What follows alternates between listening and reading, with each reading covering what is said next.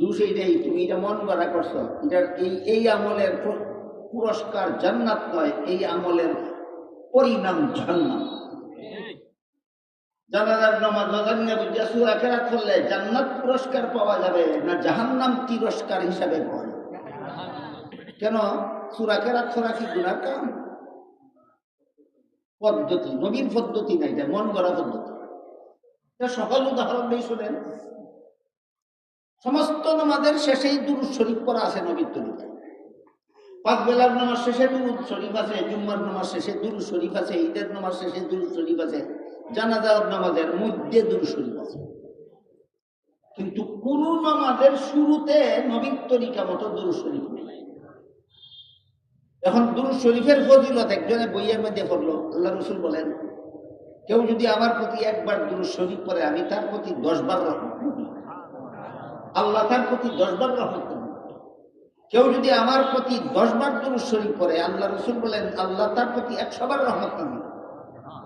কেউ যদি আমার জন্য 100 বার দুরূদ শরীফ পড়ে, রাসূল বলেন আল্লাহ তার উপর 1000 বার রহমত করেন। এত বড় ফজিলতের দুরূদ শুধু নামাজের শেষে পড়ব কেন, শুরুতে একবার বুঝা লইয়ে দুষ্কি। এই যুক্তি দিয়া যদি কেউ নিয়ত বান্ধেই সুবহানাকে পড়ার আগে দুরূদ শরীফ পড়ে, এটা কি নবীর তরিকার দুরূদ না মন গড়া দুরূদ? মন গড়া দুরূদ। এই দুরূদের নাম বেদাত। নবীর তরিকার দুরূদের নাম সুন্নাত, মন গড়া দুরূদের নাম বেদাত। তাহলে এবার আরেকটা কথা বুঝতে আপনাদের জন্য সহজ। আযান শেষ করার পরে দুরূদ শরীফ পড়া নবীর তরিকায় আছে। আযান শুরু করার আগে দুরূদ শরীফ পড়া নবীর তরিকায় নাই। আযান শেষ করে দুরূদ পড়লে সুন্নাত হবে, আযান শুরু করার আগে দুরূদ পড়লে বেদাত হবে। এবার আপনারা বলেন, আযানের শেষে পড়লে সুন্নাত হবে কেন? নবীর তরিকায় আছে। আযানের আগে পড়লে বেদাত হবে কেন? নবীর তরিকায়। আজকে কি বুঝলেন সুন্নাত কেমনে হয় আর বেদাত কেমনে হয়? নবীর তরিকায় থাকলে হয় সুন্নাত, আর মন গড়া করলেই হয় বেদাত। হাদিস শরীফে আল্লাহ রাসূল বলেন, ইয়াকুম ওয়া মুহদাসাতিল উমুর ফাইন্না কুল্লা মুহদাসাতিন বিদআতুন ওয়া কুল্লা বিদআতিন দালালাহ ওয়া কুল্লা দালালাতিন ফিন্নার। আও কামা ক্বালা আলাইহিস সালাতু ওয়াস সালাম। এর অর্থ হলো সবের কাম মন গড়া করবে না। সবের কাম মন গড়া করলেই বিদআত হবে, আর বিদআত করলেই তোমাকে জাহান্নামে যেতে হবে। কটা গেল? ঈমান, আমল, সহিহ নিয়ত, নবীর তরিকা। এই 4 গুণে গুণী মানুষটা পুরুষ হোক অথবা মহিলা হোক, 4 গুণে গুণী মানুষটা পুরুষ হোক অথবা কেন? যে কোনো মানুষ যদি মুমিন হয় কইলেই তো নারী না মহিলা পুরুষ উভয়কেই বোঝায়। আল্লাহ আলাদাভাবে পুরুষ হোক অথবা মহিলা হোক কেন বললেন? মুফাসসিরিনে কেরাম লেখেন একটা তথ্য বোঝাবার জন্য। সেটা হলো আল্লাহর বিধান পালন করার বেলায় মুমিন মুসলমান নারী পুরুষের মধ্যে বেশ কম আছে, কিন্তু আল্লাহ পুরস্কার দেওয়ার বেলায় বেশ কম করবেন না, সমান পুরস্কার দিবেন। এই কথাটা বোঝানোর লাগি পুরুষ হোক অথবা মহিলা হোক কথাটা আলাদাভাবে আল্লাহ আল্লাহর বিধান পালনের বেলায় নারী পুরুষের ব্যবধান আছে। এটা অনেক লম্বা কথা, আমি শর্টকাটে শেষ করতে চাই না, একটা উদাহরণ দিয়ে শুনুন। 5 বেলার নামাজ আল্লাহর বিধান নেই। আপনারা কি জানেন 5 বেলার নামাজের বেলায় নারী পুরুষে কোনো ব্যবধান নেই? পুরুষের জন্য মসজিদ গিয়ে জমাতে পড়া কমপক্ষে সুন্নতে মুআক্কাদা, বেশি থেকে বেশি ওয়াজিব। সুন্নত অথবা ওয়াজিব। ফিকহের কিতাবে 2 ধরনের মতামত আছে, হয়তো ওয়াজিব আর নয় কমপক্ষে সুন্নত। কিন্তু মহিলাদের 5 বেলার নামাজ সম্পর্কে, তারাবিহের নামাজ সম্পর্কে, অন্যান্য নামাজ সম্পর্কে আল্লাহ রাসূল বলেন, খায়রু মাসাজিদিন নিসায়ে তারবিতিহিন্না, নারীদের শ্রেষ্ঠ মসজিদ তাদের ঘরের কোণা। এই 5 বেলার নামাজ, তারাবির নামাজের বেলায় নারী পুরুষের বেলায় আল্লাহর বিধান সমান না ব্যবধান? ব্যবধান। পুরুষের জন্য মসজিদে গিয়ে জমাতে পড়া সুন্নত, মহিলাদের জন্য ঘরের কোণায় একা পড়া সুন্নত। মহিলাদের জন্য ঘরের কোণায় একা পড়া সুন্নত। এই ব্যাপারে এক মহিলার একটা ঘটনা আছে চমৎকার।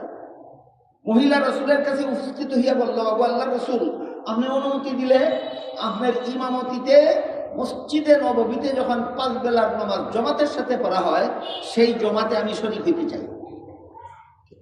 মদিনা শরীফের মসজিদে রসুলের ইমামতিতে যেই জমাত হয়, মহিলা ওই জমাতে শরীক হইবার অনুমতি চায় রসুলের কাছে। কেন?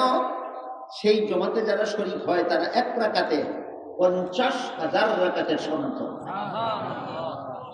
জবাবে রসুল অনুমতি না দিয়া কইলেন, এই সবটাই তুমি পাইবা ঘরের কোনাত একা পড়ি।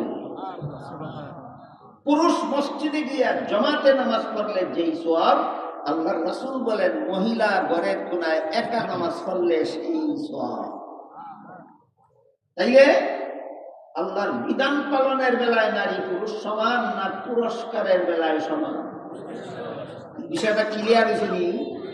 আল্লাহর বিধান পালনের বেলায় নারী পুরুষ সমান না পুরস্কার পাওয়ার বেলায় সমান? পুরস্কার পাওয়ার বেলায়। বর্তমান লামাযহাবীরা যত ফিতনা মুসলমান সমাজে করতেছে, এবার এই একটা ফিতনা, নারী পুরুষের নামাজে কোনো বেশ কম নাই। পুরুষরাও মসজিদে গিয়ে জমাতে ফরজ লাগবো, মহিলারাও মসজিদে গিয়ে জমাতে ফরজ লাগবো। পুরুষেও মুখ দাহনের কোন দরকার নাই, মহিলারাও মুখ দাহনের কোন দরকার নাই। আমি জিজ্ঞেস করি তোর মতলবটা কি? তা আগে কর। পুরুষও মসজিদে জমাতে নামাজ পড়বো মুখ খোলা রেখিয়া, মহিলারাও বলে মসজিদে গিয়া জমাতে নামাজ পড়তাম মুখ খোলা রেখিয়া। এই দুষ্টর মতলবটা কি? মতলবটা হলো যারা সমাজে সমান কয় নারী পুরুষরে, এরা পথে কাঠে দেখতে চায়, আর যারা নামাজে সমান কয় এরা আল্লাহর ঘর মসজিদ নিয়ে দেখতে চায়। এছাড়া এর থেকে বালা কোনো মতলব নেই। অথচ আল্লাহ পরিষ্কার ভাষায় কোরআনে বলেন, ওয়ালা ইউদ্দিনা যিনাতাহুন্না, মহিলাদের শরীরের সৌন্দর্য যেন ভিন্ন পুরুষের সামনে প্রকাশ না করে। মহিলাদের শরীরের মাথার চুল বেশি সুন্দর না, মাথা বেশি সুন্দর না, হাত বেশি সুন্দর না, ঠ্যাং বেশি সুন্দর না, চেহারা বেশি সুন্দর? আপনারা কোন আল্লাহ কি কেছেন? চেহারা খুললে বাড়ি বেঁধে যাও না, চেহারা ঢেকে যাও। পণ্ডিতের বলেন পণ্ডিত এমন বোঝা বুঝছে আল্লাহ থেকে বেশি বিচারছে, একবারে আল্লাহ থেকে বেশি বিচারছে। আল্লাহ বলেন সুন্দর ঢেকে রাখো, হেরাবে চেহারা ডাহন লাগতো না, মসজিদে যাও। এগুলি দিন না দিনের নামে ফিতনা, দিনের নামে। আল্লাহর পক্ষ থেকে রাসূলের পক্ষ থেকে মহিলাদেরকে এই ফ্যাসিলিটিটা কেন দেওয়া হলো যে পুরুষ মসজিদে গিয়ে জমাতে নামাজ পড়লে যেই সওয়াব, মহিলা ঘরের কোনায় একা নামাজ পড়লে সেই সওয়াব, এই ঘোষণা রাসূল কেন দিলেন? বিষয়টা একটু ক্লিয়ারলি আলোচনা হওয়া দরকার। কারণ এই যে রমজান মাস আসছে না, অনেক ভদ্র মহিলারা এশার আযান পড়লেই ঘর থেকে বেরিয়া ই বাড়ি হি বাড়ি, অমুক বাড়ি তমুক বাড়ি তারাবির নামাজ জমাতে করার জন্য চলে যায়। এই সমস্ত মহিলারা যেমন দিন বেশি বুঝে আল্লাহ রাসূল থেকে নাকি না। রাসূল বলেন পুরুষে মসজিদে জমাতে পড়লে যেই সব, মহিলায় ঘরের কোনায় একা পড়লে সেই সব। তুমি অত বড় পণ্ডিত নির্ভরের পণ্ডিত কেন? রাসূল থেকে বেশি বুঝালাও কেন? যারা রাসূল থেকে বেশি বুঝালায় এরার জন্য একটা যুক্তি বোঝা দরকার। কোন যুক্তিতে রাসূল বললেন যে পুরুষ মসজিদে গিয়ে জমাতে নামাজ পড়লে যেই সব, মহিলা ঘরের কোনায় একা পড়লে সেই সব? ইসলামের কোন বিধান যুক্তি ছাড়া নাই। ইসলামের কোন বিধান যুক্তি ছাড়া নাই। আজানটা শেষ হোক না, ডিস্টার্ব হয়।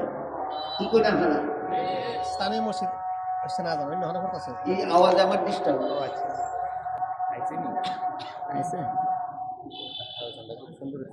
চমৎকার কালেকশন